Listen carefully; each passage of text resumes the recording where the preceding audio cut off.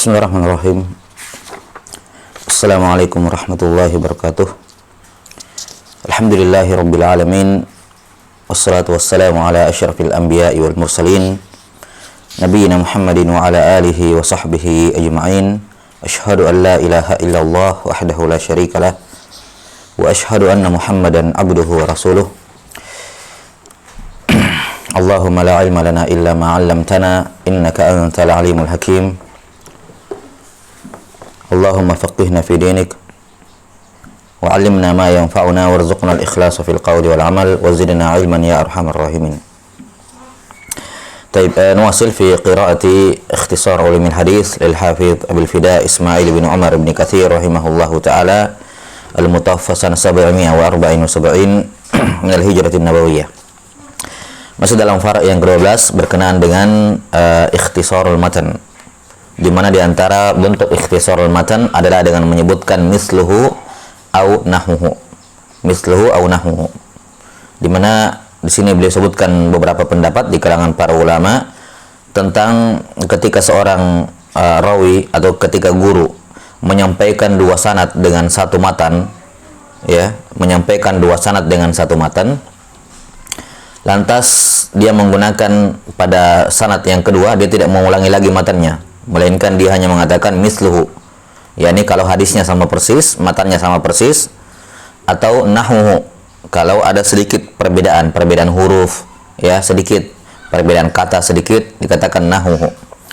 Maka apakah boleh seorang perawi ini, ataukah apakah boleh muridnya meriwayatkan dengan sanad yang pertama untuk matan yang kedua, atau sebaliknya, apakah boleh dia meriwayatkan matan hadis yang pertama dengan sanad yang kedua? Ya, dikarenakan di sanad yang kedua matanya tidak ada, cuma dikatakan misluhu atau nahuhu. Maka apakah boleh dia meriwayatkan dengan sanad yang kedua tapi dengan matan yang pertama? Di sini beliau menyebutkan khilaf, dan salah satu pendapat yang dipilih oleh Al-Khatib Al-Baghdadi, atau salah satu pendapat yang disebutkan Ibnu Katsir, dan ini yang dipilih oleh Al-Khatib Al-Baghdadi adalah ucapan Yahya bin Ma'in rahimahullah, yaitu boleh kalau si guru menggunakan misluhu dan tidak boleh kalau menggunakan nahu. Tapi selanjutnya berkenaan dengan atau bentuk ikhtisarul matan yang lain, kata beliau, amma idza awrada sanada wa dzakara ba'dal hadisi thumma qala al hadisa au al hadisa bitamamihi au bitulihi au ila akhirih kama jarat bihi 'adatu katsirun minar ruwat fahal lisami an yasuqal haditsa bitamamihi ala hadzal isnad. Ya. Masalah berikutnya adalah, misalnya anggaplah di hadis pertama si syekhnya menyebutkan secara lengkap hadisnya, matan hadisnya. Kemudian dibawakan hadis yang kedua, sanad yang berbeda dengan sanad yang pertama, dibawakan sanad yang kedua. Kemudian dia juga menyebutkan matan. Ya, dia juga menyebutkan matan. Cuman ketika dia menyebutkan matan, dia tidak sebutkan semuanya. Dia cuma sebutkan ba'dul hadis, sepotong saja, sebagian saja. Kemudian dikatakan al hadis sampai akhir hadis, yakni sama seperti di atas hadisnya. Sampai akhir hadis, atau dikatakan al hadis bitamamihi atau bitulihi atau ila akhirih. Yakni sebagaimana yang sudah berlalu. Sebagaimana sudah berlalu. Nah, maka apakah boleh bagi si murid nantinya ketika dia ada hadis ini kepada murid-muridnya ke bawah, apakah boleh bagi dia untuk melengkapi hadisnya? Ya, sementara si syekh cuma membaca setengahnya misalnya atau sebagian darinya, kemudian dikatakan ila akhir hadis. Nah, apakah boleh si murid meriwayatkannya dengan lafaz yang lengkap? Ini dikatakan beliau, fahal lisami an yasuqal haditsa bitamamihi ala hadzal isnad. Ya, ada khilaf, kata beliau, rakhasa fi dzalika ba'dhum wa mana'a minhu akharun. Ada yang membolehkan dan ada yang tidak membolehkan. Di antara yang tidak membolehkan adalah minhum al-ustadz Abu Ishaq al-Isfirayini al-Faqih al-Usuli rahimahullahu taala. Wa sa'ala Abu Bakr al-Barqani syaikhahu Abu Bakr al-Ismaili an dzalika faqala in kana asy-syaikh wal qari ya'rifan al-haditsa fa arju an yajuza dzalik wal bayanu aula. Kata Abu Bakar al-Ismaili rahimahullah, ini pendapat yang membolehkan atau merinci, ya, tepatnya merinci. Kata beliau, kalau si syekh dan si murid sama-sama tahu hadis apa yang dimaksud, sama-sama mengetahui hadisnya secara lengkap, maka saya berharap hal tersebut tidak ada masalah. Walaupun al-bayan aula, dia menjelaskan itu lebih utama. Maksudnya menjelaskan adalah ketika dia membawakan hadisnya secara lengkap, ya, dia berhenti sejenak di mana gurunya berhenti. Misalnya gurunya cuma membawakan 1/4 hadis, ya, sedikit saja. Kemudian dia membawakan juga matannya, pas tiba 1/4 dia katakan sampai di sini syekhnya membaca. Sampai di sini syekhnya mengatakan ila akhirih. Ini setelahnya saya yang tambahkan, saya yang lengkapi. Ya, ini dia memberikan bayan. Ya, intinya dalam masalah seperti ini yang paling aula adalah memberikan bayan. Ya, itu tidak diragukan. Memberikan bayan ketika ada perbedaan antara dia dengan gurunya, yaitu ketika dia ingin menambahkan sesuatu, ya, yang tidak disebutkan oleh gurunya, atau ketika dia ingin menjabarkan sesuatu yang diringkas oleh gurunya. Ya, maka intinya adalah dia memberikan bayan. Itu aula. Qala Ibnu Salahi qultu wa idza jawazna dzalika fattahqiqu ay yakuna bi tariqil ijazatil aqidatil qawiyah. Kata Ibnu Salah rahimahullah, kalaupun kita bolehkan hal tersebut, ya, maka at-tahqiq yang benarnya ay yakuna bi tariqil ijazatil aqidatil qawiyah. Maka yang benarnya itu melalui jalur ijazah yang al-aqidah al-qawiyah, yang sangat kuat. Ya. Kita lihat dulu istidraknya ataupun tambahan dari Ibnu Katsir. Kata beliau rahimahullah, qultu ana wa yanbaghi an yufassal فيقال إن كان قد سمع الحديث المشار إليه قبل ذلك على الشيخ في ذلك المجلس أو في غيره فتجوز الرواية وتكون الإشارة إلى شيء قد سلف بيانه وتحقق سماعه والله أعلم. Nah, kata Ibnu Katsir rahimahullah, atau apa kita bahas dulu Ibnu Salah. Kata Ibnu Salah rahimahullah, kalaupun kita bolehkan hal tersebut, maka tahqiq annahu yakun bi tariqil ijazatil aqidah al-qawiyah. Ya, kalaupun kita bolehkan hal tersebut, maksudnya begini. Saya pertama kali duduk sama seorang guru. Kemudian dia membawakan riwayat-riwayat. Hadis pertama, ya, disebutkan dengan sanadnya lengkap, matanya lengkap. Hadis kedua, matanya lengkap, sanadnya lengkap, matanya lengkap. Terus, ya, kemudian terjadi pengulangan pada sebagian hadis. Dia sebutkan sanadnya lengkap, setelah itu pas matan dia cuman sebutkan 1/4-nya misalnya, kemudian dikatakan al-hadis bitamami dan seterusnya. Apakah saya boleh ketika menyampaikan kepada murid, saya melengkapi matanya, padahal matanya saya tidak dengar, kelengkapannya saya tidak dengar. Dia cuma mengatakan al-hadis. Saya tidak menyebutkan apa? Saya tidak mendengarkan sisanya. Nah, disitulah khilafnya. Kenapa sebagian tidak membolehkan? Karena hakikatnya kamu tidak mendengar. Kamu cuma mendengar 1/4-nya, sisanya kamu nggak dengar. Maka tidak boleh kamu riwayatkan secara lengkap. Jelas ya? Ini alasan dari siapa tadi? Abu Ishaq al-Isfirayini rahimahullah yang tidak membolehkan. Yani kalau kamu menyampaikan semuanya kepada muridmu dengan kalimat haddatsana syekh, kemudian kamu membawakan hadisnya secara lengkap, itu tidak boleh karena syekh hanya mengatakan al-hadis. Yani kamu tidak mendengar sisanya. Ya, maka Abu Ishaq al-Isfirayini tidak membolehkan.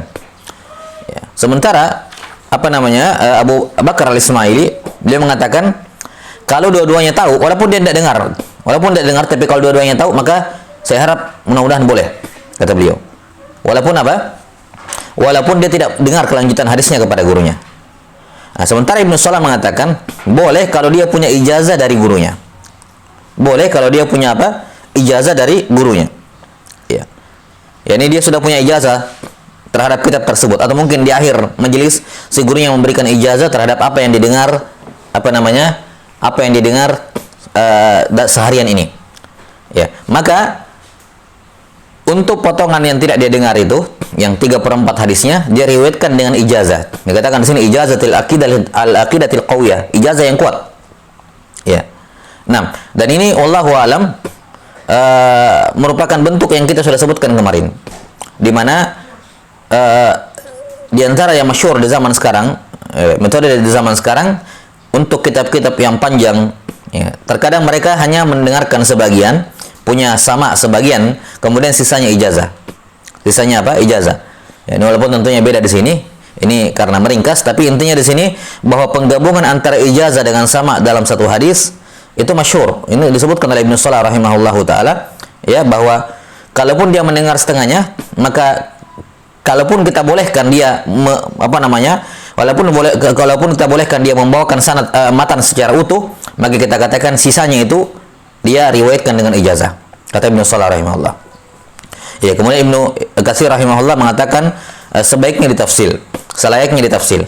Kalau matan hadis tersebut sudah pernah dia dengar sebelumnya dari guru tersebut, baik di majelis itu maupun di majelis yang lain, maka boleh dia riwayatkan secara lengkap dan bukan dengan cara ijazah. Kenapa? Karena dia sudah pernah dengar hadis itu sebelumnya, baik di majelis yang sama atau majelis kemarin atau kemarinnya atau bulan lalu misalnya, di majelis yang lain. Ya, wa takunul isyaratu ila syai'in qad salafa bayanuhu. Ya. Dan apa namanya? Isyarat yang dimaksud di situ yakni al-hadis, itu maksudnya isyarat ya. Wa takunul isyarah yakni al-hadis bi tamamihi bitulihi ila akhirih. Isyarat yang dimaksud di situ adalah kepada hadis bi syai'in ila syai'in qad salafa bayanuhu, yang sudah berlalu penjelasannya. Maksudnya yang dia sudah dengar sebelumnya hadis tersebut. Wa tuhaqqiqu sama'ahu. Ya, yang mentahqiq apa? Mentahqiq samanya, yang menegaskan bahwa dia sudah mendengar sebelumnya. Wallahu ta'ala alam. Ya. Yani Ibnu Katsir rahimahullah mengatakan ya, bahwa kalau hadis tersebut dia pernah dengar sebelumnya, kemudian di majelis ini ya, baik apa dia mendengar hadis itu dari gurunya sebelumnya, baik di majelis itu ataupun di majelis sebelumnya, kemudian di majelis ini si gurunya meringkas, maka tidak ada apa-apa, tidak ada masalah dia riwayatkan secara lengkap. Toh dia sudah pernah dengar hadis itu sebelumnya. Kalau belum, maka tidak boleh dia riwayatkan secara lengkap. Dia cuman stop sampai al-hadis. Yani guru saya juga cuman baca sampai al-hadis. Itu saja. Sisanya saya tidak dengar. Ya. Dan seperti dikatakan Ibnu Salah, kalaupun dibolehkan, maka sisanya itu mimbab al-ijazah. Mimbab apa? Al-ijazah. Baik, summa qala rahimahullahu taala fara. Ibdalu lafdhir rasuli bin nabiyyi awin nabiyyi bir rasuli. Ya. Boleh enggak lafaz ar-rasul dalam hadis diganti dengan an-nabi atau sebaliknya? Qala Ibnu Salah, lihat ya, perhatikan masalah-masalah seperti ini semua dibahas oleh para ulama ya, muhaddisin dalam penukilan riwayat ya. Maka ini menunjukkan apa namanya jahilnya orang-orang yang mengatakan bahwa transmisi riwayat dalam Islam itu sederhana, simple. Lihat ya bagaimana detailnya para ulama membahas. Ya, ringkasan boleh tidak diriwayatkan secara lengkap. Pokoknya detail dalam apa sikap amanah betul-betul dijunjung dalam masalah ini, dalam menukil riwayat. Tidak seenaknya menambah mengurangi walaupun perkara yang sudah jelas sekarang tetap diberikan apa namanya? Ya, ketika mau ditambahkan pada khabar ya atau dikurangi dan seterusnya, ya, tetap ada aturannya. Tetap ada aturannya, kalaupun dibolehkan misalnya, tetap ada aturannya. Sampai dalam masalah seperti ini pun dibahas. Ini menunjukkan apa? Lengkapnya aturan kutip-mengutip khabar dalam Islam. Ya, menukil khabar dari Islam. Menyampaikan khabar itu lengkap betul-betul tuntunannya. Lengkap apa? Tuntunannya. Ya. Dan ini mengingatkan kepada kita semua hadis-hadis Rasulullah SAW yang menjelaskan wajibnya seorang itu berhati-hati dalam berbicara. Ini aturan-aturan semacam ini, walaupun dia diarahkan pada hadis Nabawi, karena yang asal pada hadis Nabawi kita harus berhati-hati, namun tidak diragukan bahwa menerapkan kaidah yang sama dalam ucapan keseharian, dalam kabar keduniaan, itu juga dianjurkan, bahkan pada sebagian bentuk diwajibkan. Bahkan beberapa aturan-aturan yang sudah disampaikan sifatnya wajib untuk diterapkan dalam ucapan keseharian. Ya. Nah, maka seorang muslim ini menunjukkan kepada kita bahwa di antara basic ajaran Islam adalah as-sidq, betul-betul jujur dalam ucapan dan dalam penukilan. Sehingga lihat bagaimana betapa banyaknya furu' yang dibahas oleh para ulama sejak awal, bagaimana cara menukil riwayat, menukil akhbar ya, disebutkan kalau begini maka begini, kalau begini maka begini, kalau begini begini, disebutkan semua ihtimalat. Ya, masail yang ya apa namanya? Mungkin di zamannya bahkan tidak terjadi, bisa jadi misalnya ya. Tapi ala fard, seandainya terjadi seperti ini maka begini. Ya, maka begini. Jelas ya? Nah, termasuk masalah ini kata beliau mengganti lafaz Nabi dengan Rasul ataupun Rasul dengan Nabi. Boleh atau tidak? Qala Ibnu Salah adh-dhahir annahu la yajuzu lidzalik. Annahu la yajuzu dzalik. Wa in jazat ar-riwayatu bil ma'na ya'ni liikhtilafi ma'nayaihi. Kata beliau zahirnya tidak boleh mengganti ar-Rasul dengan an-Nabi, demikian pula sebaliknya. Walaupun pada dasarnya riwayat bil makna boleh. Ya, riwayat bil makna boleh, namun dalam hal ini an-Nabi dengan Rasul tidak boleh. Kenapa? Karena kedua maknanya an-Nabi dengan ar-Rasul berbeda. Ya kan? Ya, maddahnya berbeda, memiliki asal makna yang berbeda. antara an-nabiyyu dengan ar-rasul. Dan juga memang secara istilah an-nabi dan rasul berbeda. Ya, maka kata Ibnu Shalah rahimahullah, zahirnya tidak boleh. Walaupun kami memandang bolehnya riwayat bil makna, tapi untuk ini tidak boleh. Kenapa? Karena nabi dan rasul berbeda maknanya. Maka tidak berlaku pembolehan riwayat bil makna tersebut. Qala rahimahullah, wa nuqila an Abdullah bin Ahmad anna abahu kana yushaddidu fi dzalik. Fa in kana fil kitabin nabiyyu fa kataba al muhadditsu Rasulullah sallallahu alaihi wasallam daraba ala rasuli wa kataba an-nabiyyu. Kata beliau, dan Imam dinukil dari Imam Ahmad atau dari Abdullah bin Ahmad rahimahullah bahwa ayah beliau, yakni Imam Ahmad, sangat tegas dalam masalah ini. Ya, kalau di buku tertulis Nabi, ya, yakni kalau di nuskha yang mau disalin itu tertulis Nabi, lantas si muhaddis menulis Rasulullah sallallahu alaihi wasallam, maka beliau doroba, yakni mencoret, menghapus Rasul itu, kata Rasul, dan diganti dengan an-Nabi. Yani karena sesuai dengan di nuskha Nabi. Qala al-Khatib wa hadha minhu istihbabun fa inna madhhabahu at-tarakhus fi dzalik. Al-Khatib Al-Baghdadi menjelaskan bahwa perbuatan Imam Ahmad ini bukan dalam artian harus, tapi anjuran. Kenapa? Karena mazhabnya Imam Ahmad adalah memberikan rukhsah dalam hal tersebut. Ya, karena mazhabnya Ahmad dalam masalah ini adalah at-tarakhus, membolehkan mengganti an-nabi dengan ar-rasul, demikian pula sebaliknya. Karena itulah beliau bawakan kutipannya. Qala Saleh, sa'altu abi an dzalik. Ya. Ya, ini putra Imam Ahmad yang lainnya selain dari Abdullah. Kata Saleh, sa'altu abi an dzalik. Saya bertanya kepada ayahku, yakni Imam Ahmad, tentang masalah itu, boleh tidaknya mengganti nabi dengan rasul. Faqala arju annahu la ba'sa bih. Tidak ada masalah. Wa ruya an Hammad bin Salamah. Waruya an Hammad bin Salamah anna Affana wa Bahzan kana yaf'alani dzalika baina yadayhi faqala lahumā ama antuma fala tafqahani abada.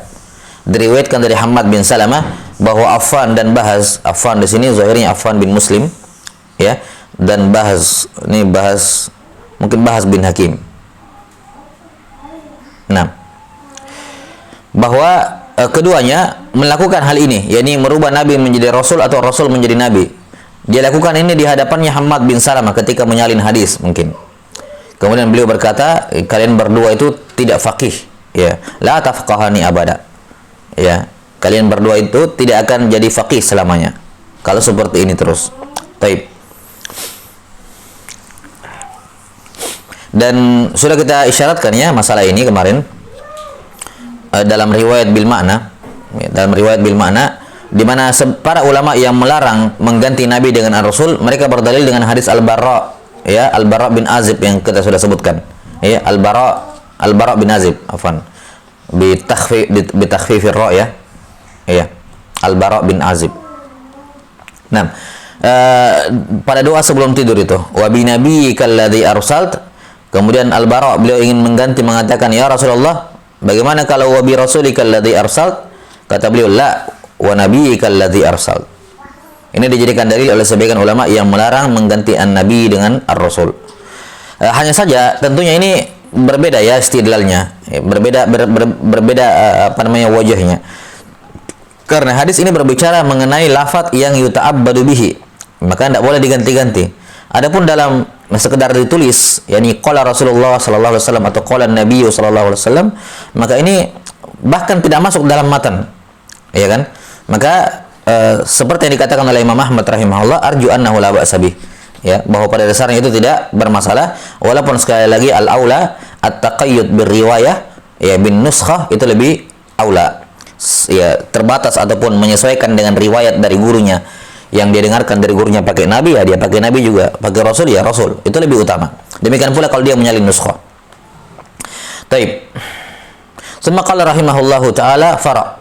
Ini fara yang ke-14. Ar-riwayatu fi halil mudzakarah hal yajuzu riwayatu biha. Al-mudzakarah di sini adalah jenis majelis dalam hadis di mana dia berbeda dengan majelis riwayah. Ya, yang muktabar pada dasarnya yang muktabar sebagai periwayatan adalah majelis riwayah. Majelis apa? Ar-riwayah. Itu yang muktabar pada dasarnya. Majelis riwayah, bukan majelis mudzakarah. Adapun majelis mudzakarah bukan majelis riwayah, berbeda. Dia bukan majalisus sama, bukan juga majlisul ard, beda. Yang muktabar pada dasarnya ya, pada asalnya yang muktabar dalam riwayat itu adalah majlisus sama atau majlisul ard, dua itu. Ya. Adapun majelis mudzakarah dia berkumpul dengan kawan-kawannya kemudian saling tukar-menukar riwayat.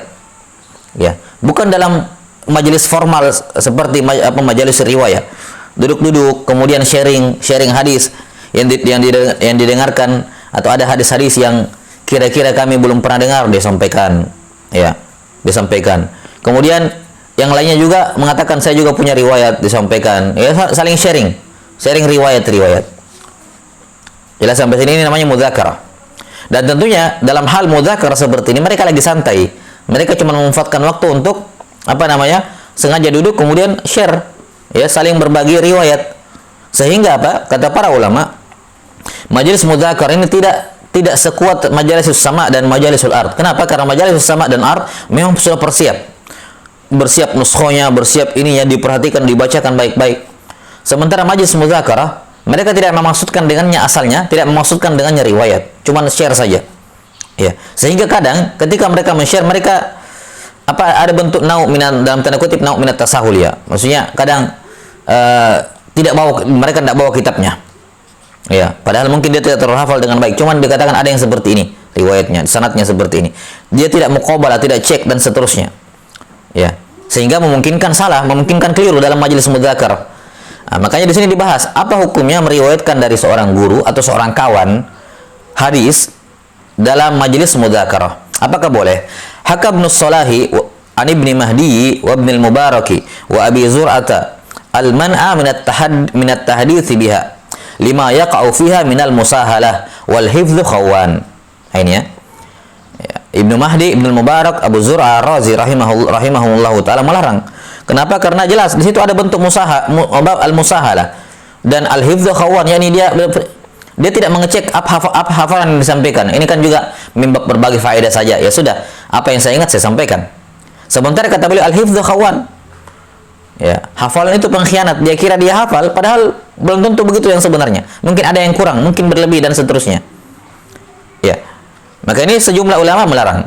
Qala Ibnu Salahi wa li hadza imtana'a jama'atun min a'lamil hufadhi min riwayati ma yahfazunahu illa min kutubihim minhum Ahmad bin Hanbal. Karena itu sejumlah ulama, ya, a'lamil hufadh. Lihat ya, a'lam al-hufadh, bukan hufadh tapi a'lamnya. Ya. yakni para ulama, ya, tokohnya para hafidh, para hufadh semacam Imam Ahmad. Mereka tidak membolehkan mereka tidak mau, ya, mereka tidak mau menyampaikan riwayat yang mereka hafal kecuali dari buku mereka, ya, sebagaimana yang dikatakan oleh Yahya bin Ma'in rahimahullahu taala. Kata Yahya bin Ma'in, tidak ada seorang pun di antara kami yang lebih hafid, ya, dibandingkan Ahmad bin Hanbal. Tapi bersamaan dengan itu beliau tidaklah menyampaikan riwayat kecuali melihat ke dalam kitab. Kenapa? Al-hifdzu khawan. Hafalan itu pengkhianat. Dia kira dia hafal mati, ternyata ya, pas tiba waktunya dibutuhkan hilang dia. Ya, pas tiba waktunya diandalkan menghilang dia, pengkhianat. Ya. Maka lihat Imam Ahmad rahimahullah bersamaan dengan beliau adalah a'lamul hufadz, tapi setiap majelis ard beliau tidak pernah mendengarkan hadis dari muridnya atau menyampaikan murid dari hafalannya. Selalu pakai kitab. Selalu pakai kitab. Ya, dan ini fungsinya adalah untuk menjaga kebenaran riwayat agar jangan sampai hafalannya salah, dan juga yang kedua lebih jauh dari riya. Lebih menjaga dari riya. Karena kalau seorang menyampaikan hadis dari hafalannya, dia terkadang dia bisa rentan dengan riya. Ya, ujub, ya, kagum dengan diri sendiri dan seterusnya. Nah, tapi kalau dia pakai kitab, maka itu lebih menjaga niatnya. Taib. Qala, kata Ibnu Salah, fa idza haddatsa bihi falyaqul. Sekarang anggaplah kita sudah sebutkan ya para ulama yang melarang riwayat dengan mudzakarah. Dan ini yang aula, pendapat ini yang lebih tepat. Ya, tidak selayaknya seorang meriwayatkan dari mudzakarah. Ya. Kalaupun kata beliau, dan tetap saja ada ulama yang membolehkan tentunya. Kata beliau, kalaupun dia meriwayatkan melalui mudzakarah, bagaimana lafadznya? Bagaimana lafadz siyagul adanya? Kata beliau, fa idza haddatsa biha falyaqul haddatsana fulanun mudzakaratan au fil mudzakarah wa la yutliqu dzalik fayaqa'u fi naw'in min at-tadlisi wallahu alam. Ya, maka kalau dia meriwayatkan melalui majelis mudzakarah, dia apa namanya? Dia takkid samanya. Dia mengatakan haddatsana fulan mudzakarah atau sami'tu fulanan fil mudzakarah. Akhbarna fulan mudzakaratan. Wala yutliqu dzalik. Jangan dia mengatakan haddatsana akhbarana dan semacamnya sehingga dia bisa terjatuh dalam bentuk tadlis. Wallahu alam. Ya. Jelas ya, karena kalau dia mentakkid dengan kata mudzakaratan, maka orang di bawahnya atau si murid ketika mendengarkan ini, dia berarti ini mudzakar ini, berarti harus ditinjau baik-baik, ditinjau ulang ini riwayat, jangan sampai ada kesalahan.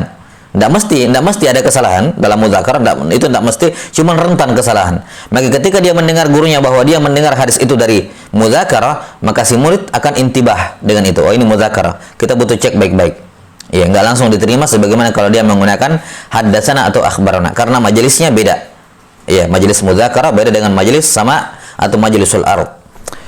Kata beliau, wa idza kana al-haditsu an isnaini jaza dzikru thiqatin minhuma wa isqatul akhar thiqatan kana aw dha'ifa wa hadha sani'u muslimun fi ibn lahiyati ghaliba. Baik.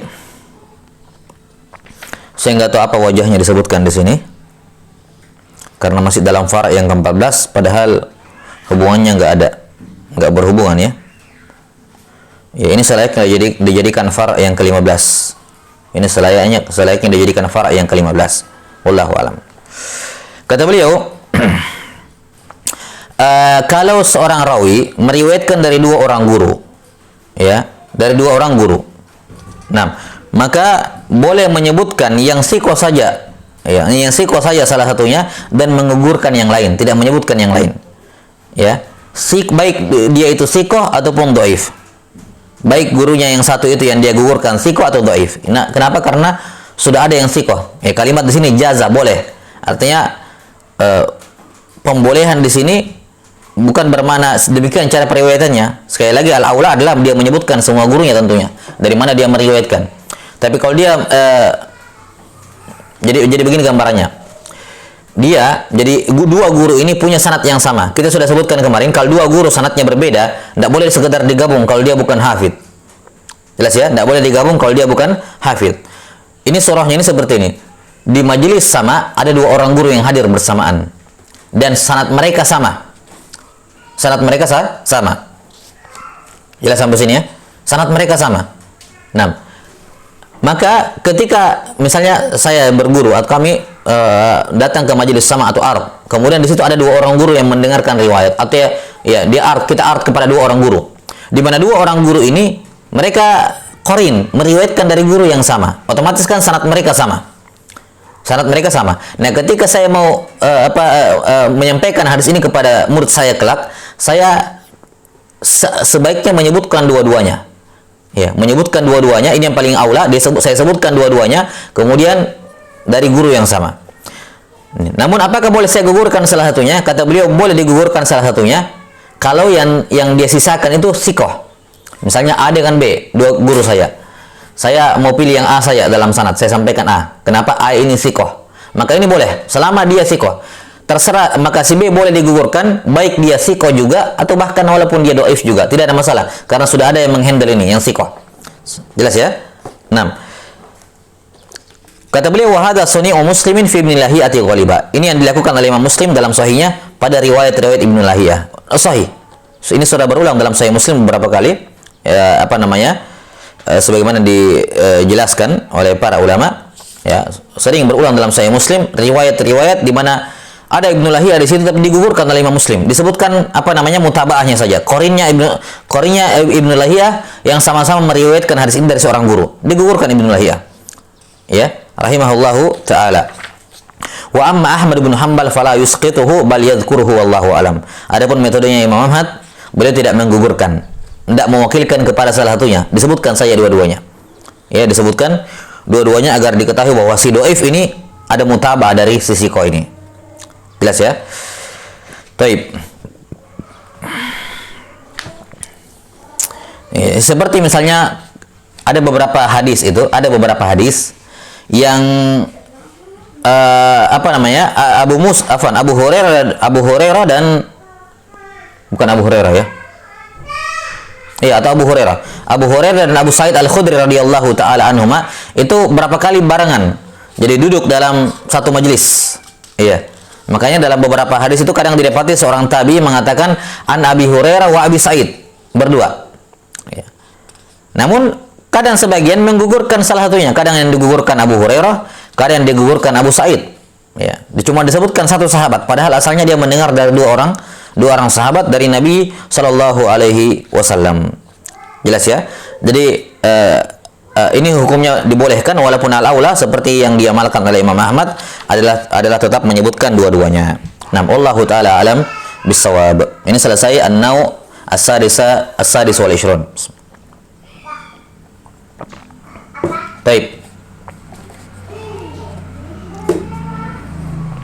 Qala rahimahullahu ta'ala an-naw'us sabi'u wal 20. An-naw'us sabi'u wal 20. Jenis yang ke-27 fi adabil muhaddis. Jenis hadis atau pembahasan yang ke-27 adab-adab muhaddis. Yang dimaksud dengan al-muhaddis di sini adalah asy-syekh, adabus syekh. Adab asy-syekh. Baik.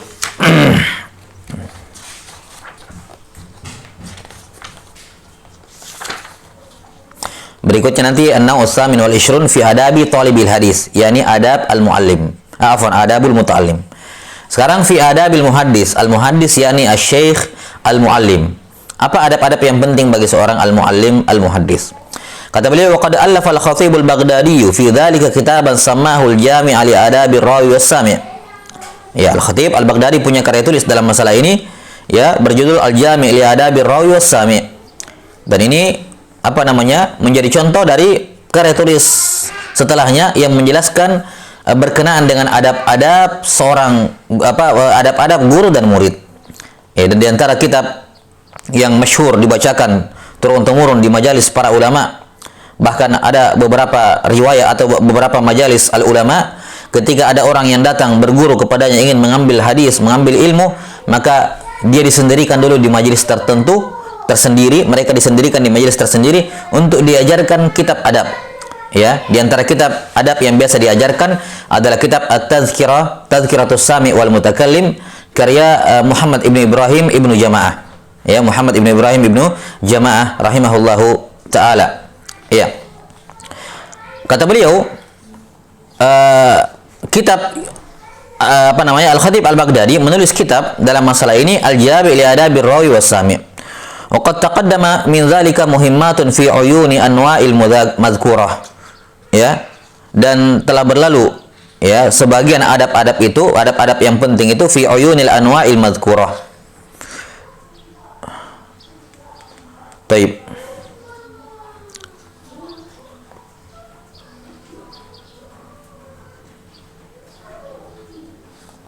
Saya wallahu alam, mungkin yang dimaksud di sini sebagian adab-adab itu sudah pernah berlalu di sela-sela pembahasan sebelumnya, di bab-bab sebelumnya. Wallahu alam. Taib. Qala Ibnu Khallad wa ghairuhu rahimahumullahu taala, yanbaghi lisy-syaikhi alla yatasadda lit-tahdits illa ba'da istikmali 50 sanah. Taib, ini masalah yang pertama. Pada usia berapa hendaknya seorang itu pertama kali menjadi muhaddis? Yani bukan muhaddis dalam artian ini, kata muhaddis di sini adabul muhaddis, bukan muhaddis istilah ya. Muhaddis itu yani di haddatsa, dia yang menceritakan. Isim fa'il dari haddatsa. Haddatsa yuhadditsu muhaddisun, kan begitu. Muhaddis yang dimaksud di sini fi adabil muhaddis bukan gelar muhaddis ya, bukan. Tapi yang dimaksud al muhaddis adalah isim fa'il dari haddatsa, yani adab-adab yang berkenaan dengan orang yang menyampaikan riwayat, yang menceritakan riwayat, baik dia muhaddis maupun bukan. Ya. Jadi dia hafid hafalannya atau bukan, dia ya alim kibar alim kabir dalam masalah itu atau bukan, intinya dia muhaddis, yakni yuhadditsun nasa al hadis. Dia menceritakan kepada orang hadis. Itu maksud dengan al muhaddis di sini. Jadi al muhaddis di sini bukan bermakna muhaddis istilahan ya. Nah, masalah yang pertama dibahas oleh Ibnu Katsir rahimahullah, usia berapa selayaknya seorang itu pertama kali mentahdis orang lain. Nah, sekarang ada seorang sudah mengumpulkan banyak riwayat, mengumpulkan banyak ilmu. Nah, selayaknya usia berapa dia mulai memperdengarkan hadis kepada orang? Ya. Kata Ibnu Khallad dan selainnya, selayaknya seorang itu jangan yatasadda, jangan maju, ya, yakni jangan memulai memberikan riwayat hadis kepada orang lain kecuali setelah berumur 50 tahun. Wa qala ghairuhu 40 sanah. 40 tahun. Wa qad ankara al-qadhi Iyadh dzalika. Ya, dan semua ini penetapan 50 ataupun 40 tahun diingkari oleh al-qadhi Iyadh rahimahullahu taala. Ya, sebagaimana sudah berlalu, beliau punya kitab Al-Ilma khusus membahas tentang masalah riwayat. Beliau ingkari dengan apa? Dengan dalil, dengan hujjah bi anna aqwaman haddatsu qabla al-arba'in bal qabla salasin. Ya, banyaknya ulama, ada banyak ulama yang mulai menyampaikan hadis kepada murid-muridnya bahkan sebelum menginjak 40, bahkan ada yang sebelum menginjak 30 tahun. Minhum Malik bin Anas. Ya, izdahaman nasu alaihi wa katsirun min masyayikhihi ahya. Ya, orang-orang penuntut ilmu sudah banyak berkerumun di sekitarnya, ya, mengambil ilmu dari beliau, ngumpul di majelisnya, sementara guru-guru beliau masih banyak yang hidup. Ya, guru-gurunya Imam Malik masih banyak yang hidup. Nah, maka ini sanggahan kepada yang membatasi harus 40 apalagi 50 tahun. Kata beliau, qala Ibnu Khallad, fa idza balagha 80. Nah, ini kita bahas sampai sini dulu. Stop masalah pertama. Ya. Para ulama menjelaskan bahwa usia minimal seorang mentahdis itu sifatnya relatif, sebagaimana yang dikatakan di sini oleh al-Qadhi Iyadh rahimahullah. Tidak ada batasan umur tertentu. Cuman ada beberapa adab yang harus diperhatikan. Misalnya yang pertama adalah kalau ada orang yang lebih tinggi sanadnya dibandingkan dia dalam kitab tertentu, di kampungnya, di kotanya dia, ya, masih mudah dijangkau, ya, ada orang yang lebih tinggi sanadnya dibandingkan dia, maka sebaiknya jangan dia mentahdis orang, melainkan dia arahkan kepada yang lebih tinggi sanadnya yang bisa dijangkau tersebut. Ya, misalnya sama-sama satu kota, apalagi satu kampung misalnya, masih bisa dijangkau, tidak ada masyaqqah, tidak perlu safar kalau ke situ. Kalaupun butuh safar, ya mudahlah safar ke situ, biasa orang. Ya, intinya adalah kalau musnid yang satu, ya, itu yang lebih tinggi sanadnya, mudah dijangkau oleh orang-orang, maka jangan dia mentahdis. Ya, dia alihkan orang datang ke sana, dia lebih tinggi sanadnya dibandingkan saya. Ya. Dan jangan dia menipu dirinya dengan menyampaikan hadis kepada orang sehingga dia punya murid. Ya. Nah, karena itu adalah bentuk bukan tindakan nusuh. Sifat seorang guru yang baik adalah memberikan nasihat. Ya. Dan di antara bentuk nasihat adalah mengarahkan kepada yang terbaik. Sekarang ada orang yang lebih tinggi sanadnya dibandingkan dia. Untuk apa dia orang-orang mengambil dari dirinya? Diarahkan kepada orang yang masih hidup tersebut, kepada orang yang lebih tinggi sanadnya. Agar apa? Ya, sanad tetap terjaga. Karena kalaupun orang-orang mengambil hadis dari dia, mengambil riwayat dari dia, kemudian belakangan orang-orang tahu bahwa ada yang lebih tinggi, ya dia akan ditinggalkan tentunya sanadnya. Hatta walaupun orang semua yang pernah meriwayatkan darinya akan meninggalkannya, tidak akan dipakai riwayatnya karena dia nazil, gurunya dia masih hidup, atau ada orang yang lebih tinggi sanadnya dibandingkan dia. Nah, maka kalau di tempat tersebut ada yang lebih tinggi sanadnya dibandingkan dia, apalagi kalau gurunya masih hidup di situ, di tempat itu, maka yang aula adalah mengarahkan kepada gurunya. Ya, kalau memang gurunya bisa untuk didapati, mudah untuk didapati. Ya. Tapi kalau tidak, misalnya hatta walaupun mudah atau bisa dijangkau tempatnya, tapi sulit, mungkin karena syekhnya sudah sangat tua, tidak lagi mengadakan majelis, ya, sama atau al-arb, ataukah semacamnya. Di zaman sekarang mungkin bisa dijangkau dengan sarana telekomunikasi, tapi tidak selamanya seorang guru itu mudah untuk menerima telepon, menerima majalis dan seterusnya. Nah, yang seperti ini dibolehkan. Kenapa? Karena ya tadi, kalau tidak ada rotan, akar pun jadi, kan begitu. Ya, maka ini adab. Tidak selayaknya dia menyampaikan riwayat sementara di situ ada orang yang lebih aula dibandingkan dirinya. Ada yang lebih aula dibandingkan dirinya. Taib. Maka masalah umur relatif. Apalagi misalnya kalau di tempat tersebut, ya, atau anggaplah bentuk yang lain, misalnya di tempat itu tidak ada yang ihtimam dengan riwayat, tidak ada. Ya. Kemudian ada orang yang mulai ingin menghidupkan riwayat dan tidak ada yang lain kecuali dirinya. Ya, yang lain jauh sekali dari tempatnya. Maka dia walaupun sanadnya nazil tidak ada masalah. Ya, daripada tidak ada sama sekali, maka dia boleh walaupun sanadnya nazil. Nah, karena tidak ada yang lain yang bisa dijangkau. Jelas ya? Jadi kesimpulan dalam masalah ini seperti kata Al-Qadhi Iyadh, tidak bisa diberikan pembatasan karena ditemukan para ulama yang sudah mentahdits sebelum itu. Ya, sebelum umur 30 tahun bahkan. Nah, Berbeda halnya, ya, perhatikan, berbeda halnya kalau mimbab ad-diroyah. Berbeda halnya kalau apa? Mimbab ad-diroyah. Di mana kalau mimbab ad-diroyah, maka seorang boleh saja membuka majelis, ya, membuka majelis sementara masih ada yang lebih ahli sanadnya dibandingkan dia. Kalau yang ahli sanadnya itu tidak punya diroyah terhadap kitab, terhadap agama. Yani dia sekedar sanadnya tinggi tapi dia ammi, dia orang awam, ataupun kalaupun dia penuntut kalaupun dia punya ilmu, ya, tidak sedalam orang yang nazil sanadnya ini. Maka yang nazil sanadnya silakan dia membuka majelis, ya, walaupun ada yang lebih tinggi sanadnya dibandingkan dia, karena ini mimbab diroyah, ya, mimbab tafaqquh fid din. Jelas? Dan ini mana ini yang diarahkan, bisa jadi ini yang terjadi pada Imam Malik rahimahullah, di mana beliau adalah seorang faqih, bukan sekedar muhaddis tapi faqih.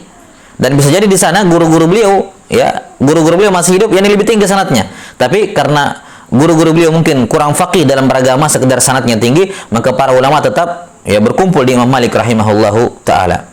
Dan ini juga sebagaimana yang terjadi pada Imam Syafi'i rahimahullah, di mana para penuntut ilmu berkumpul di sekitar Syafi'i rahimahullahu taala, ya. Sementara di situ, di majelis itu, di majelis yang lain di tempat sama di Mekah, ada Sufyan ibnu Uyainah. Ada Sufyan ibnu Uyainah. Tidak diragukan sanad ibnu Uyainah lebih tinggi dibandingkan Asy-Syafi'i. Tapi bersamaan dengan itu, Imam Ahmad rahimahullahu taala datang ke majelisnya Asy-Syafi'i. Iya, datang ke majelisnya Imam Asy-Syafi'i rahimahullah. Ya, ini karena diroyahnya. Ya, maka ini juga tidak ada masalah. Tidak ada masalah seorang membuka majelis, ya, dalam keadaan ada yang lebih tinggi sanadnya kalau sifatnya dia lebih unggul dari sisi diroyah.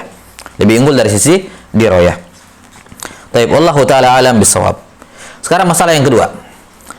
Usia berapa dia berhenti? Kapan dia selayaknya berhenti memberikan riwayat kepada orang? Qala Ibnu Khallad, fa idza balagha 80 ahbabtu lahu ay yumsika khasyata ay yakuna qad ikhtalaf. Kalau si guru sudah sampai usia 80, maka sebaiknya dia stop memberikan hadis kepada orang, khawatir hafalannya sudah rusak. Iya. Wa qad istadraku alaihi bi anna jama'atan minas sahabati wa ghairihim haddatsu ba'da hadzal sin. Ya, namun para ulama mengkritisi, ya, apa yang disebutkan di sini oleh Ibnu Khallad rahimahullahu taala, yang mengatakan kalau sudah 80 hendaknya berhenti.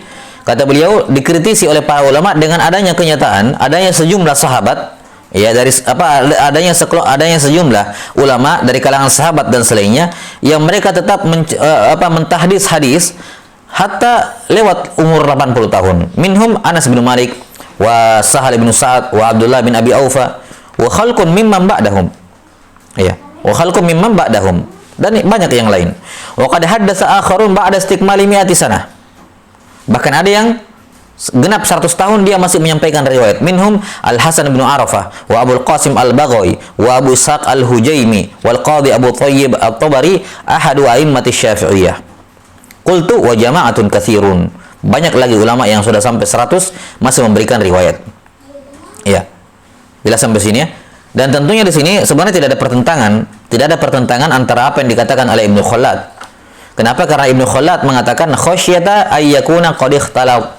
Karena adanya kekhawatiran dia ikhtilaf. Menunjukkan apa? Kalau tidak ada kekhawatiran, maka menurut Ibnu Khallad tidak ada masalah dia hatta lewat 80 tahun. Beliau hanya mengatakan 80 tahun sebaiknya berhenti kalau karena adanya kekhawatiran dia ikhtilaf. Artinya kalau kekhawatiran itu tidak ada, maka tidak ada masalah lewat dari 80 tahun. Jelas sampai sini, ya? Nah, lakin kata beliau, idza kana al-i'timadu ala hifdhi syekh ar-rawi fa yanbaghi al-ihtirazu min ikhtilatihi idza tu'ina atau idza tu'ina fi sin. Ya, wa amma idza kana al-i'timadu ala hifdhi ghairihi wa khattihi wa dhabtihi fa ha huna kullama kana as-sinnu 'aliyan kana an-nasu arghaba fi as-sama'i 'alaihi. Kata beliau, Ibnu Katsir rahimahullah kemudian menyebutkan perincian. Ya, jadi apa yang disebutkan oleh Ibnu Khallad tidak ada masalah juga. Yang disebutkan dari para ulama juga, bahkan ada yang sampai 100 tahun, ya, umur 100 masih memberikan juga tidak salah, tidak ada masalah. Kata beliau, Selayaknya diperhatikan kondisi guru. Ya, sampai usia berapa dia berhenti, hendaknya diperhatikan usia guru. Kalau hafalan si guru ini atau kalau riwayatnya si guru ini bersandarkan pada hafalannya si guru, maka hati-hati, fayam bagi ihtiraz, maka hendaknya dicek baik-baik, dibedakan mana hadis-hadis yang mukhtalat dan mana yang tidak hadis-hadis yang dia ikhtilat di dalamnya dan mana yang tidak ikhtilat. Idza tu'ina fi sin, kalau dia dikritisi karena sudah usianya yang sudah tua. Yani ada rawi-rawi yang misalnya taghayyara fi akhirih, sudah mulai berubah, apakah tetap boleh meriwayatkan darinya? Iya boleh, dengan catatan nanti ketika kamu menyampaikan kepada muridmu, kamu harus membedakan, mengecek mana yang mukhtalid, mana yang tidak. Dan ini warid dari para ulama. Ya, mereka tetap meriwayatkan dari rawi-rawi yang mukhtalid, ya, meriwayatkan dari rawi-rawi yang mukhtalid, di mana mereka bisa membedakan. Ya, tentunya di sini bagi yang bisa membedakan, ya, bisa membedakan ini hadis, ini mukhtalid ini hadis-hadis sebenarnya, ini hadis-hadis yang dia mukhtalid, ya, atau yang sudah mulai berubah dan seterusnya. Nah, dan sebaliknya, kalau i'timad hadis yang disampaikan oleh si guru bukan pada hafalannya guru, bukan, melainkan hafalan muridnya yang siqah. Ini kan guru pasti sudah punya banyak murid-murid senior, dan ini hadis berulang-ulang dibaca terus hadisnya, ya. Artinya sudah banyak murid-muridnya yang hafal hadisnya dan dihafal baik hadis gurunya. Sebelum gurunya tua sekali, sebelum gurunya berubah hafalannya, murid-muridnya sudah banyak yang hafal hadis-hadis gurunya. Kemudian si murid ini yang kemudian art kepada gurunya, dia membacakan kepada gurunya, sandarannya adalah hafalan si murid yang masih kuat itu. Ataukah sandarannya adalah tulisan dan bobot dari gurunya? Misalnya gurunya sudah tua, sudah dia tidak terlalu hafal semua muridnya hadisnya, tapi dia punya nuskhah. Nih, bacakan ini kepada saya. Ini saya tulis ketika hafalan saya masih bagus dulu semua. Nah, kalau seperti ini kata beliau, ya, Ibnu Katsir rahimahullah, semakin tua gurunya, maka semakin tinggi sanadnya. Kullama kana sinnu aliyan kana an-nasu arghaba fis samai alaihi. Semakin pengen orang mendengar hadis darinya. Kenapa? Sanadnya ali. Ada orang 100 tahun, hadisnya terjaga lewat dalam kitab. Ini kan ghanimah yang besar bagi para muhaddisin, bagi para talabul hadis. Ya, talabul al-ulu. Ya, ini sanadnya tinggi. Nah, jelas sampai sini, ya. Jadi kalau dia pakai hafalan, maka hendaknya berhati-hati. Walaupun seperti yang dikatakan tadi oleh Ibnu Khallad, kalau dia melihat gurunya sudah berubah, ya al-aula dia menyingkir saja, enggak usah mengambil riwayat dari gurunya. Dan selayaknya juga si guru berhenti. Si guru berhenti. Kalau dia sudah menilai dirinya sudah berubah hafalannya, sudah ada yang mulai yang kurang benar hadisnya, maka dia berhenti. Ya, dan bagi si murid, kalau dia tidak punya kemampuan memilih, maka dia berhenti. 6. Itu yang lebih selamat. Karena itulah warid dari sebagian rawi-rawi yang mukhtalid, keluarganya, misalnya anaknya atau orang-orang di rumahnya, ketika dia sudah mengetahui bapaknya ini mukhtalid, maka dia melarang orang-orang datang. Setiap kali ada yang datang mau mengambil hadis dari bapaknya, dia mengatakan, stop, ayahku sudah berhenti menyampaikan riwayat, beliau sudah ikhtilat. Ya, ini dilakukan oleh keluarga yang saleh, ya, keturunan yang saleh. Agar apa? Mereka melakukan itu bukan bermaksud untuk menghalangi orang, tapi untuk menjaga hadis-hadis bapaknya yang masih sahih sebelum hafalannya berubah. Yani kalau ada orang yang mengambil hadis dari bapaknya dalam keadaan sudah bercampur, dalam keadaan rusak hafalannya, maka nanti yang tersebar di luar adalah campuran antara hadis-hadis bapaknya yang masih bagus dulu dan hadis-hadis terbaru yang sudah rusak. Jadinya hadis-hadis bapaknya rusak di luar. Maka dia menghentikan setiap orang-orang yang mau mengambil riwayat untuk menjaga kesahihan riwayat bapaknya yang sudah terlanjur tersebar di luar, Jelas, ya? Kata Ibnu Katsir rahimahullah, namun kalau sandaran majelis riwayat tersebut dari gurunya bukan dari hafalan si guru, tapi hafalan si murid yang kuat, atau dari nuskhah dia bacakan kepada gurunya, dan nuskhah ini adalah khat dari gurunya sendiri, ya, atau khat dari muridnya yang sudah dimuqabalah, maka ini semakin tua syekhnya, semakin semangat orang mendengar darinya karena sanadnya ali. Kama tafaqa li syaikhina Abil Abbas Ahmad ibn Abi Thalib al-Hajjar fa innahu jawaza al-mi'a muhaqqaqa sami'a ala az-Zubaydi sanata 63 sahih al-Bukhari wa asma'ahu fi sanah 30 wa 700 wa kana shaykhan kabiran 'amiyan la yadbatu syai'a wa la yata'aqqalu katsiran min al-ma'ani adh-dhahira wa ma hadha tada'a an-nasu ila as-sama'i minhu 'inda tafarrudihi 'an az-Zubaydi fasami'a minhu nahum min mi'ati alfin aw yazidun. Masya Allah. Kata beliau, sebagaimana yang terjadi pada guru kami, ya, Abul Abbas Ahmad bin Abi Thalib Al-Hajjar, ma'ruf dengan Al-Hajjar ini. Abul Abbas Al-Hajjar. Ya. Al-Hajjar ini berusia 100 tahun kata beliau. Lewat lebih dari 100 tahun. Muhaqqaqan, dipastikan usianya lebih 100 tahun. Dan dia mendengar Sahih Bukhari dari Az-Zubaidi. Dari Az-Zubaidi. Ini Az-Zubaidi adalah orang yang paling tinggi sanadnya di dalam Sahih Bukhari di masa itu. Ya. Dan ketika Az-Zubaidi masih hidup, maka banyak orang-orang yang mengambil hadis Sahih Bukhari, mendengar Sahih Bukhari dari Az-Zubaidi rahimahullahu taala. Ya, termasuk di dalamnya siapa? Ya, Al-Hajjar ini. Beliau mengambil Sahih Bukhari dari Az-Zubaidi pada tahun 630. 630. Jelas sampai sini ya? Tahun 630 Hijriah. Dia mengambil Sahih Bukhari dari Az-Zubaidi. Nah, ketika Az-Zubaidi meninggal, ya, dan kebanyakan semua orang-orang yang meriwayatkan dari Az-Zubaidi meninggal, ya. Jadi kan banyak orang-orang belakangan ingin mengambil Sahih Bukhari dari Az-Zubaidi. Ya, tapi tidak kesampaian, sudah meninggal.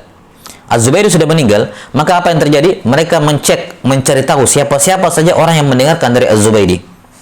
Dicek, dicari, oh yang sudah meninggal, datang ke sana sudah meninggal, datang ke sana dicek. Karena ada namanya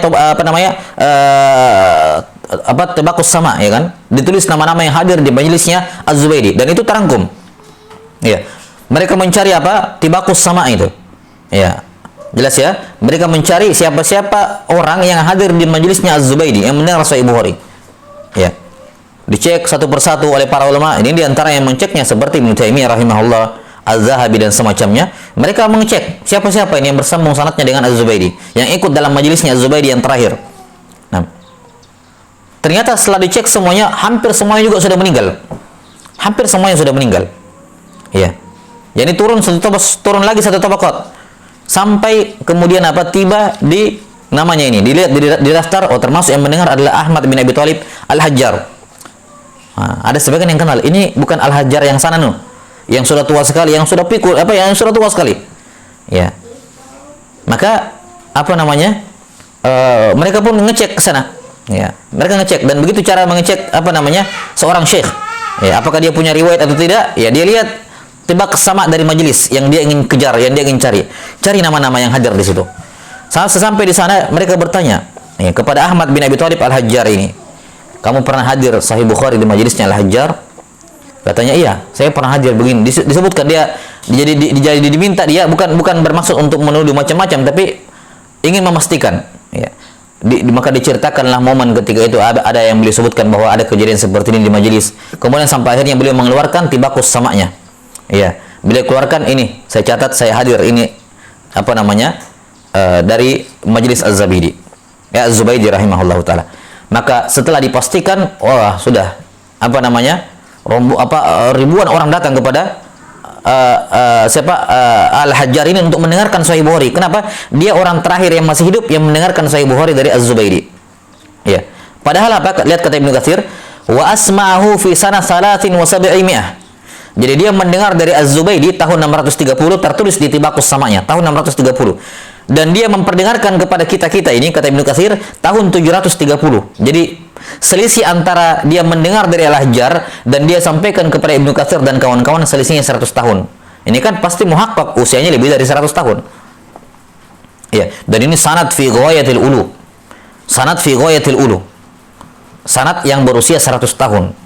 Ya, kata para ulama, di antara cara mengetahui sebuah sanad itu ulu atau tidak adalah kalau usia sanad itu 50 tahun. 50 tahun saja sudah sangat ulu.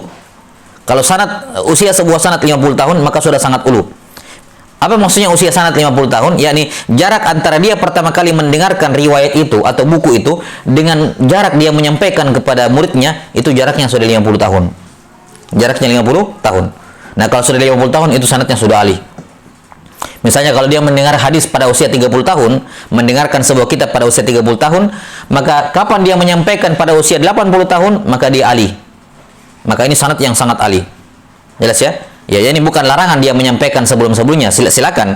Dia mendengar 30, menyampaikan pada usia 40, menyampaikan pada usia 50, syah-syah saja. Cuman sanadnya ini belum bisa dikatakan sangat alih. Kenapa? Jaraknya masih 20 tahun. Tapi kapan sudah sampai 50 tahun sanadnya, ini sanad yang alih. Karena itulah sebagian masyayikh kami ihtimam dengan masalah ini. Ketika mereka menyebutkan suatu sanad dan itu sanadnya usianya panjang, dia akan sebutkan, saya dengar ini hadis sejak dari 40 tahun yang lalu. Sejak dari 50 tahun yang lalu. Di antara yang sering menyebutkan hal ini yakni dua guru kami, Syekh Muhammad Faruq Al-Hambali dan juga Syekh Yahya Ibn Abdul Razak Al-Ghuthani hafizahumullahu taala, juga sering menyebutkan ini dalam majelis. Kalau sanadnya agak panjang, usianya 40 tahun, beliau menyebutkan, saya pertama kali mendengar ini sejak 43 tahun yang lalu, misalnya disebutkan seperti itu. Nah, maka lihat ya, itu 50 tahun. Sementara ini sanadnya Az-Zubaydi, sanadnya Al-Hajjar, sanad Sahih Bukhari-nya 100 tahun. Dia dengar dari Az-Zubaydi 630, dia sampaikan pada 730. Iya. Maka sangat-sangat tinggi sanadnya ini. Kata beliau, wa kana syaikhan, dan dia adalah orang yang sudah sangat tua, 100 tahun lebih. Syaikhan. Syekh di sini bukan istilah ya, syekh yakni usianya sudah tua. Syaikhan kabira, ya, sangat tua sekali. Bahkan amian. Dia Ammi. Orang awam. Al-Hajjar orang awam, dia bukan ulama. Dia bukan ulama, bahkan kata beliau, la yadbatu syai'a. Dia tidak bisa mendobat riwayat apa-apa. Wala yata'aqqalu katsiran minal ma'ani adh-dhahira. Dia tidak bisa mengakali kebanyakan, dia bahkan tidak paham tentang kebanyakan makna-makna yang zahir, yang jelas diketahui. yakni kemampuan bahasa Arabnya juga minim untuk mengetahui ma'ani hadis, ma'ani yang sebenarnya kalau penuntut ilmu biasa tahu kata ini maknanya ini, tapi Al-Hajjar enggak. Jelas ya? Tapi beliau punya nuskhah. Iya, beliau punya nuskhah, beliau ikut di majelisnya siapa? Az-Zubaydi rahimahullahu taala. Jadi beliau orang sudah tua, bahkan ammi, tidak tahu apa-apa, tidak bisa baca, tidak bisa tulis, dan tidak faham tentang ma'ani hadis. Wa ma hadza tada'an nasu ila as-sama'i minhu 'inda tafarrudihi 'an Az-Zubaydi. Bersama dengan itu manusia tada'a, yakni langsung datang ya dari berbagai penjuru untuk datang mendengar dari beliau Sahih Bukhari, karena tinggal dia satu-satunya yang masih hidup yang meriwayatkan dari Az-Zubaydi. Maka yang mendengar dari beliau Sahih Bukhari ya mi'atu alfin aw yazidun, 100.000 orang bahkan lebih. Bahkan apa? Bahkan lebih. Taib. Dan ini menjadi dalil dari apa yang sudah kita sebutkan, bahwa dalam babur riwayah itu kefakihan guru itu bukan syarat. Yani mau dia orang awam, tidak tahu apa-apa, yang penting dia punya riwayat, itu yang penting. Dia punya sanad yang bersambung dengan gurunya di atas, itu yang penting. Masalah dia faham hadisnya tidak faham, itu tidak menjadi muskilah dalam masalah ini. Iya. Dan lihat Ibnu Katsir, termasuk Ibnu Taimiyah, termasuk Az-Zahabi mengambil Sahih Bukhari dari siapa? Al-Hajjar ini. Ya, Ali bin Abi Thalib, Ahmad bin Abi Thalib Al-Hajjar rahimahullahu taala ini. Padahal dia ammi, murid-muridnya alim besar semuanya. Tapi dia orang ammi, tapi membabir riwayah, ya, mereka mengambil semuanya. Ya, menunjukkan bahwa dalam guru dalam riwayat itu tidak terlalu selektif, tidak ada masalah. Ya. Yang butuh selektif itu dirayah, ya, harus gurunya mufid, ya kan? Mufid dan nasih. Ya. Adapun dalam masalah riwayat, maka tidak dipersyaratkan gurunya itu alim. Nah, wallahu taala alam bisawab. Saya kira cukup sampai sini dulu. Ini faedah yang luar biasa dari Ibnu Katsir rahimahullahu taala. Nah, nuwasil باذنillah taala fi al-usbu' al-qadim insyaallah taala. Naktafi bihadzal qadar wal ilmu indallah. Nasallallahu ta'ala yu'allimana mimma yanfa'una wa yanfa'ana bima 'allamana. Innahu waliyyu dzalika wal qadiru alaih. Subhanakallahumma bihamdik asyhadu an la ilaha illa anta astaghfiruka wa atubu ilaik. Walhamdulillahirabbil alamin. Wassalamualaikum warahmatullahi wabarakatuh.